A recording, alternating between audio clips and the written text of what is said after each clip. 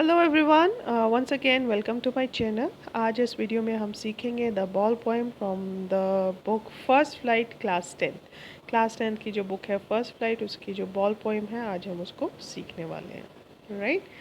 The ball poem has been written by John Berryman ने इनको लिखा है। So let's start.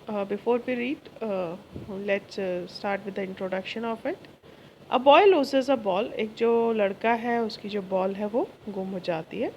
He is very upset. वो बहुत ज़्यादा upset है. A ball does not cost much, nor is it difficult to buy another ball. कहते हैं जो बॉल है उसकी कॉस्ट बहुत ज़्यादा नहीं है और ऐसा भी नहीं है कि उसके लिए बहुत मुश्किल है दूसरी बॉल को खरीदना. Why then is the boy so upset? जो लड़का है फिर वो upset क्यों है? Read the poem to see what the poet thinks that has been lost. Poem को रीड करो, ये देखो कि जो पोइट है वो क्या सोचता है कि जो गुम हो गया है उससे रिलेटेड उसकी जो थिंकिंग है वो क्या है. And what the boy has to learn from the experience of losing something. और जो बच्चा है जो लड़का है उसके क्या एक्सपीरियंसेस हैं अपनी बॉल को खोने के बाद. जब हम कुछ गुम हो जाते हैं तो उसके बाद हम कैसा एक्सपीरियंस करते हैं, कैसा फील करते हैं, that we are going to learn in this poem. Right? Let's start. What is the boy now who has lost his ball? What? What is he to do? I saw it go merrily bouncing down the street and then merrily over there it is in the water. कहता है वो जो लड़का है वो क्या करेगा. What the boy will do now who has lost his ball, जिसने कि अपनी जो बॉल है उसको खो दिया है.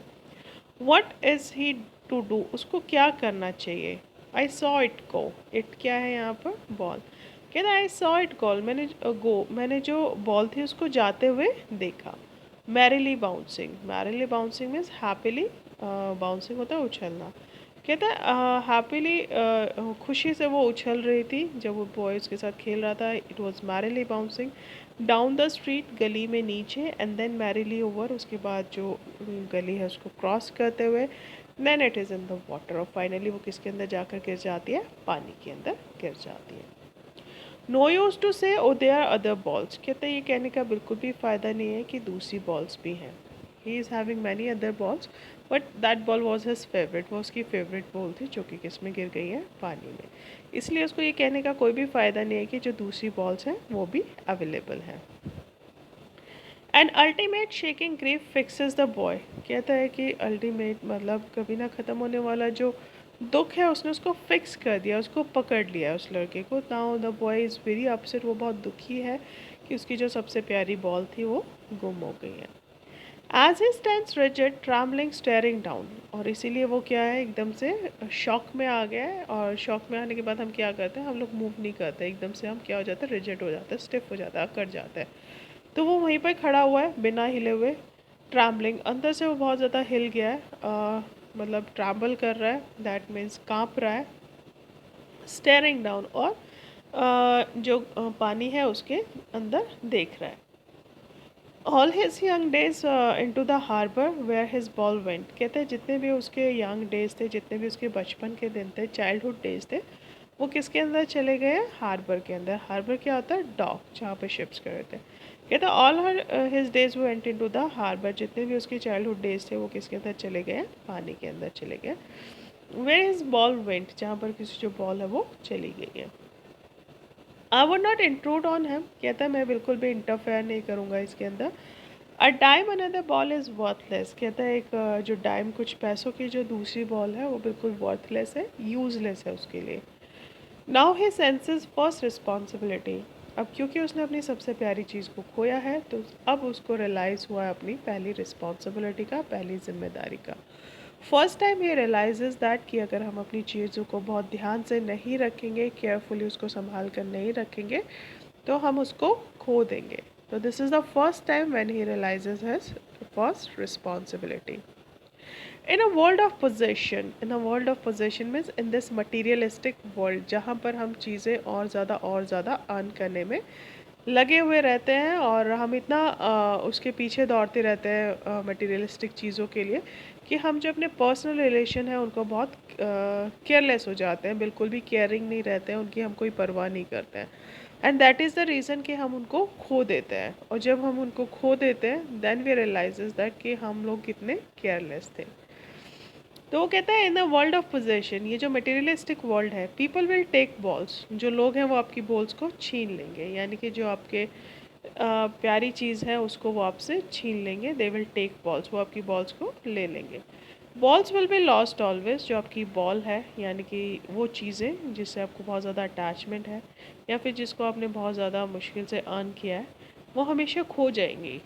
क्योंकि परमानेंट कुछ भी नहीं है, nothing is permanent in this world, तो वो हमेशा खो ही जाएंगी। लिटिल बॉय उसको समझाने की कोशिश कर रहा है कि वो हमेशा खो जाएंगी।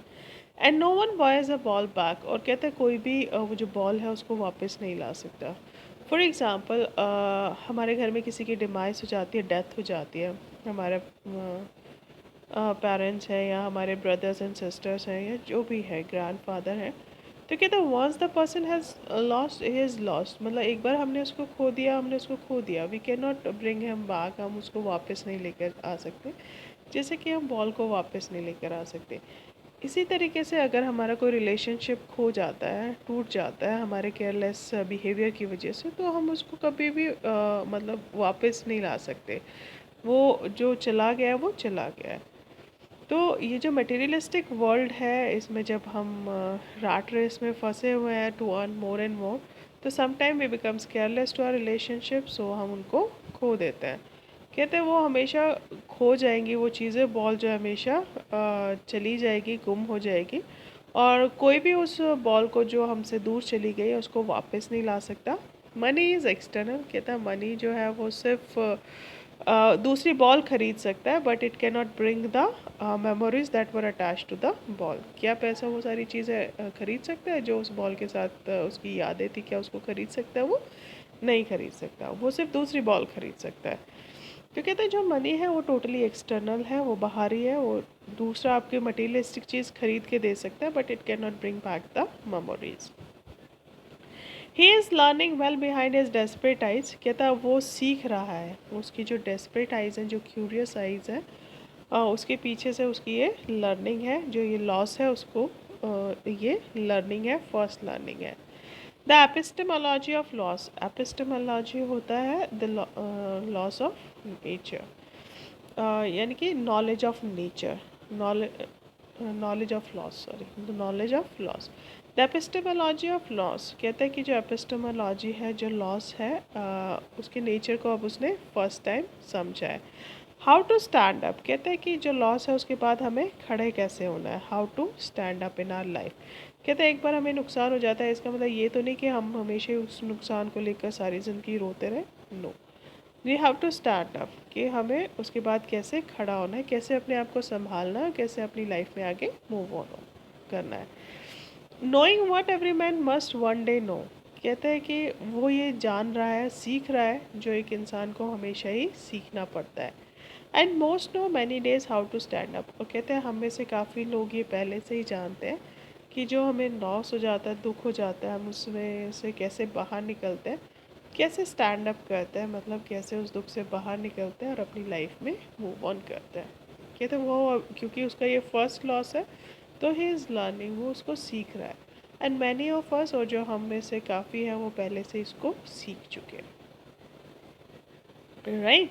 So first time because he lost his ball, so that's why he is learning how to overcome that loss, कि वो जो लॉस है उससे बाहर कैसे निकलना है, कैसे अपनी लाइफ में स्टैंड अप होना है और मूव ऑन करना है, जो लॉस हो गया उसको भुला कर, right? That was the poem, I hope आपको समझ में आई होगी। And still if you are having any problem, आप कमेंट सेक्शन में क्वेश्चन पूछ सकते हैं, right? That's all for today. Thank you and have a nice day.